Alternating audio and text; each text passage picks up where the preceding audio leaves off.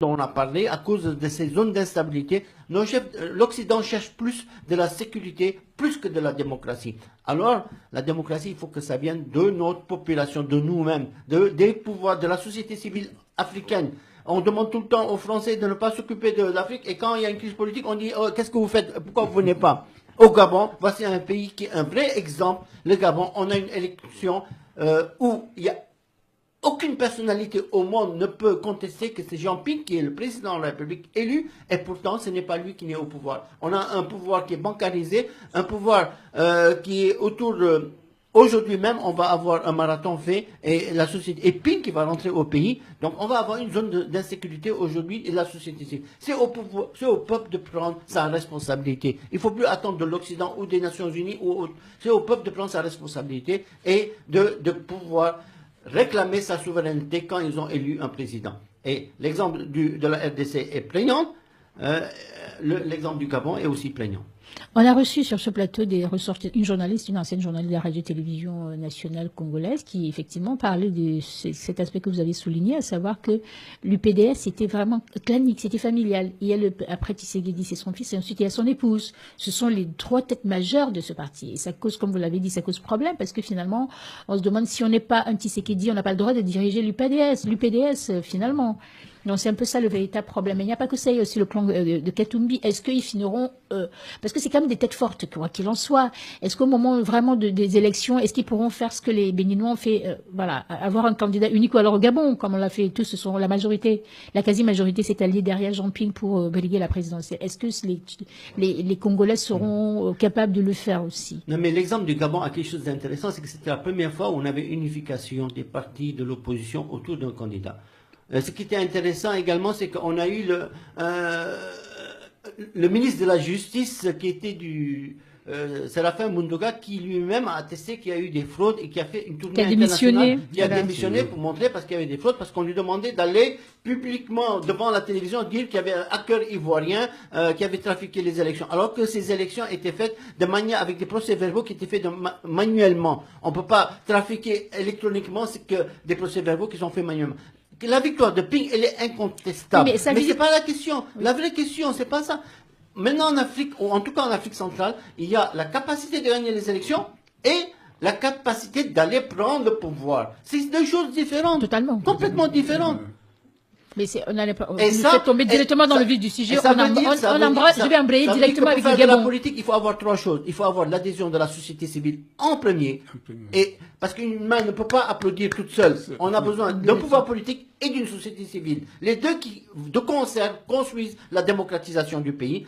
On a besoin aussi d'avoir les leviers au sein de l'État, de ce qui sont l'armée, de ce qui c'est la police, qui vont appuyer votre processus démocratique et de transparence. Et une troisième chose, en sautant l'indépendance de la magistrature, parce qu'on voit un peu des commissions électorales qui sont tout le temps qui truquent, mais on a aussi besoin de soutien international. Mais le soutien international ne viendra jamais tant que la société civile elle-même ne sera pas debout, parce que c'est à elle de construire son pays. Mais le Gabon, on va embrayer directement sur le Gabon parce que ça faisait partie de notre sujet. La société civile gabonaise, elle est active. Elle n'est pas active, la société civile? Elle a donné ici, au niveau de la diaspora, un exemple extraordinaire. Plus de 3000 Gabonais qui ont défilé de Trocadéro jusqu'à l'ambassade avec une discipline. Mais c'est tous les samedis. Je peux vous le confirmer parce que c'est des manifestations que j'ai couvertes. Donc pratiquement tous les samedis, ils partent avec une organisation, une discipline. Mais ça n'a pas, il n'y a aucun impact jusqu'à présent. C'est-à-dire que Bongo, il est toujours au pouvoir. C'est pour ça que je demande comment faire, parce que apparemment le vote n'a plus de sens. Le vote n'a plus d'intérêt à la limite. La voix ne compte plus. Vous votez dans les urnes, mais après, au bout du compte, on vous dit que ce que vous avez fait n'est pas ce que vous avez dit. Voilà. Donc aujourd'hui, on se pose la question. Il y en a qui parlent, mais il faut revenir peut-être au coup d'État, mais ce serait la triste, triste. Voilà, on en est sorti quand même. Les décennies 80 furent les décennies les plus terribles sur le continent, avec ces coups d'État répétitifs. Mais on a amorcé une nouvelle dimension, vraiment une dimension intéressante pour le continent. Mais aujourd'hui, on se rend compte qu'il y a des personnes, des chefs d'État qui se sont arc-boutés au pouvoir. Alors moi, j'ai cette expression, je dis toujours, ils sont comme des bébés à califourchon sur le dos de leur maman. Vous voyez un bébé qui est sur le dos de sa maman, qu'est-ce qu'il est bien, qu'est-ce qu'il est heureux, mais il s'endort d'ailleurs, tellement c'est bien, il est confortable. Et aujourd'hui, on a l'impression que les chefs d'État sur leur continent, c'est ça, ils y sont à Californie, j'y suis, j'y reste, je n'y vais pas. Mais comment les faire pour les décrocher? C'est ça le problème. Et il y a des élections. Au Congo, c'est pareil, chez Sassou Nguesso. On l'appelle, les Congolais l'appellent, enfin ceux de l'opposition l'appellent Monsieur 8%. Mais il est resté. Dans votre pays, le Tchad, c'est pareil. Monsieur Idriss Déby, on le soupçonne d'avoir truqué les élections. Mais finalement, comment faire pour remporter véritablement, pour qu'il y ait une véritable alternance sur ce continent? Ça, c'est une vraie question aujourd'hui. Madame, parce qu'il n'y a pas de mécanisme automatique d'indignation de la communauté internationale. Même l'indignation internationale, elle est ciblée par rapport à des intérêts la plupart du temps. Absolument. Voilà. Donc, la question, c'est la responsabilité de la population africaine elle-même à se prendre en main. Et quand ils sortent dans la rue, au Congo, vous avez vu, en RDC, vous avez vu ce qui s'est passé. Il y a eu 50 morts en une journée, mais c'est énorme. Oui, mais c'est énorme parce qu'ils sont sortis, encore des jeunes opposants, sont restés très longtemps enfermés pendant 2 ans, ceux de Filimbi, parce qu'ils ont osé manifester, demander que la Constitution soit respectée.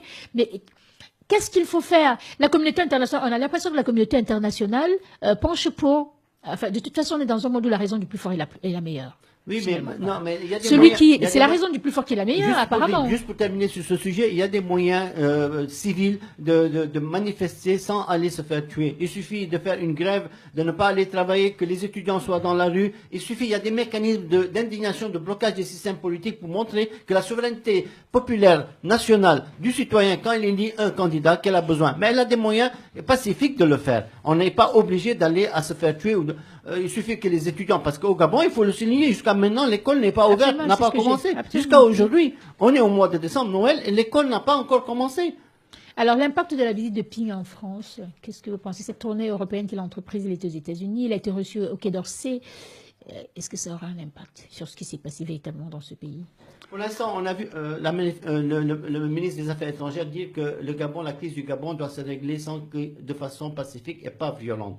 Mais pourtant, Hérault lui-même avait contesté la légalité de cette élection, comme l'Union africaine l'a contesté, comme l'Union européenne est en train de le contester. Ils ont fait une tournée aux États-Unis où ils ont été reçus par le Sénat américain justement pour donner leur version. Et les Américains vont aussi contester cette élection-là. Mais on peut contester pendant 50 ans, c'est pas ça qui fera bouger les lignes. Absolument. Ce qui fera bouger les lignes, c'est le Burkina Faso, c'est l'indignation populaire, c'est les sociétés, les ballets citoyens qui sont capables de s'organiser pour que leur volonté citoyenne soit respectée. Et pour ça, on a des moyens pacifiques. La tournée de Ping, c'est une bonne chose, mais je pense que si Hérault a dit qu'il faut régler la question de manière pacifique, il fallait aussi que son indignation qui se lève avec autant de force quand il y a eu plus de 200 morts suite aux élections au Gabon.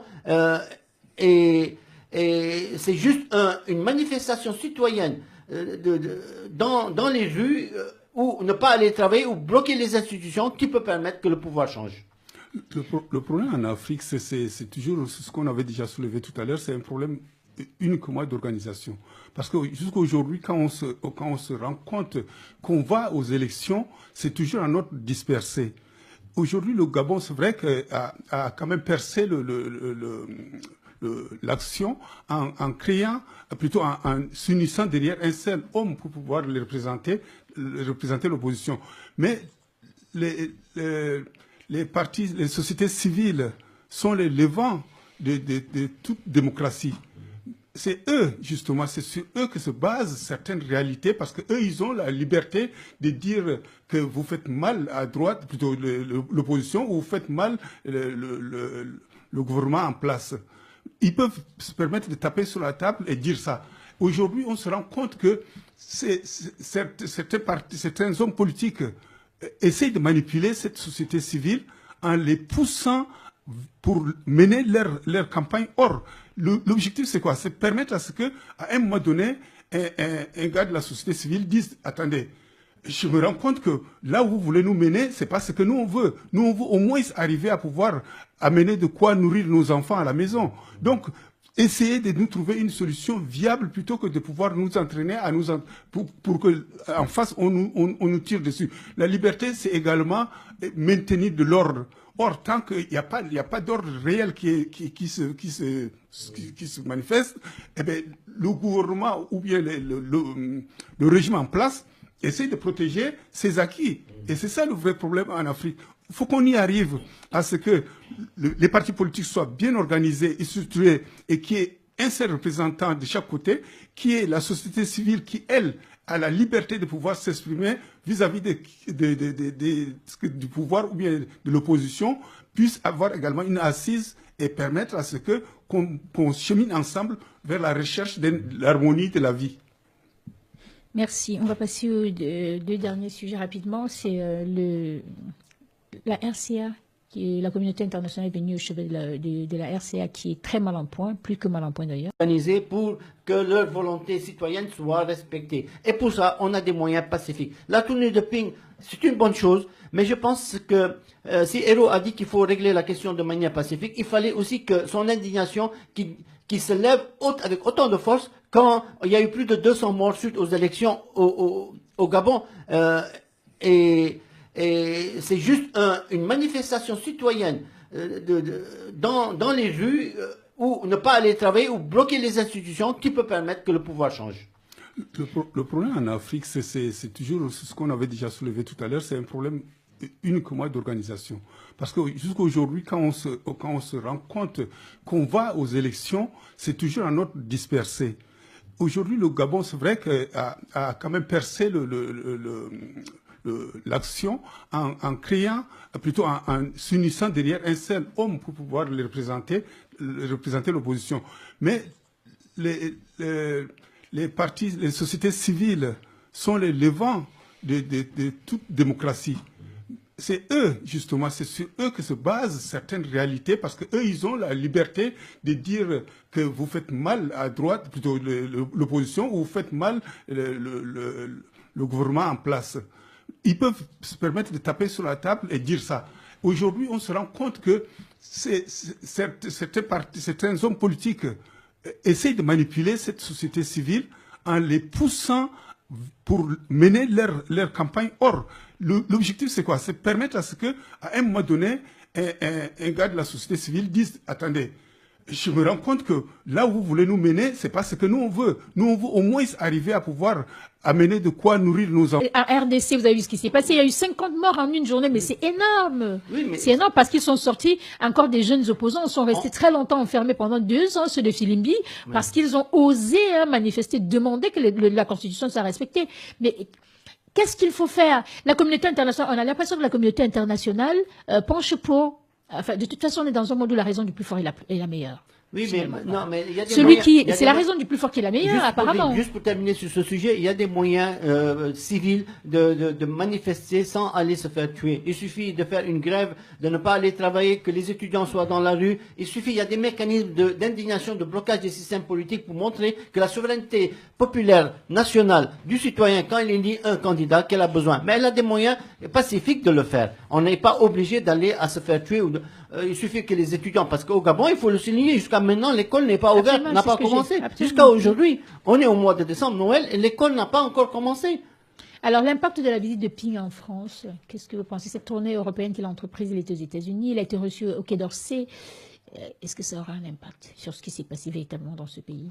Pour l'instant, on a vu le ministre des Affaires étrangères dire que le Gabon, la crise du Gabon doit se régler de façon pacifique et pas violente. Mais pourtant Héro lui-même avait contesté la légalité de cette élection, comme l'Union africaine l'a contesté, comme l'Union européenne est en train de le contester. Ils ont fait une tournée aux États-Unis où ils ont été reçus par le Sénat américain justement pour donner leur version. Et les Américains vont aussi contester cette élection-là. Mais on peut contester pendant 50 ans, c'est pas ça qui fera bouger les lignes. Absolument. Ce qui fera bouger les lignes, c'est le Burkina Faso, c'est l'indignation populaire, c'est les sociétés, les ballets citoyens qui sont capables de s'organiser. Plus de 3000 Gabonais qui ont défilé de Trocadéro jusqu'à l'ambassade avec une discipline. Mais c'est tous les samedis, je peux vous le confirmer parce que c'est des manifestations que j'ai couvertes. Donc pratiquement tous les samedis, ils partent avec une organisation, une discipline. Mais ça n'a pas, il n'y a aucun impact jusqu'à présent. C'est-à-dire que Bongo, il est toujours au pouvoir. C'est pour ça que je demande comment on fait, parce que apparemment le vote n'a plus de sens, le vote n'a plus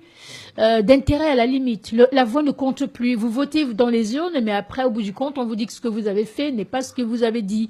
Voilà. Donc aujourd'hui, on se pose la question. Il y en a qui parlent, mais il faut revenir peut-être au coup d'État, mais ce serait la triste, triste. Voilà, on en est sorti quand même. Les décennies 80 furent les décennies les plus terribles sur le continent, avec ces coups d'État répétitifs. Mais on a amorcé une nouvelle dimension, vraiment une dimension intéressante pour le continent. Mais aujourd'hui, on se rend compte qu'il y a des personnes, des chefs d'État qui se sont arc-boutés au pouvoir. Alors moi, j'ai cette expression, je dis toujours, ils sont comme des bébés à califourchon sur le dos de leur maman. Vous voyez un bébé qui est sur le dos de sa maman, qu'est-ce qu'il est bien, qu'est-ce qu'il est heureux, mais il s'endort d'ailleurs, tellement c'est bien, il est confortable. Et aujourd'hui, on a l'impression que les chefs d'État sur leur continent, c'est ça, ils y sont à Californie, j'y suis, j'y reste, je n'y vais pas. Mais comment les faire pour les décrocher? C'est ça le problème. Et il y a des élections. Au Congo, c'est pareil, chez Sassou Nguesso, on l'appelle, les Congolais l'appellent, enfin ceux de l'opposition l'appellent Monsieur 8%. Mais il est resté. Dans votre pays, le Tchad, c'est pareil. Monsieur Idriss Déby, on le soupçonne d'avoir truqué les élections. Mais finalement, comment faire pour remporter véritablement, pour qu'il y ait une véritable alternance sur ce continent? Ça, c'est une vraie question aujourd'hui.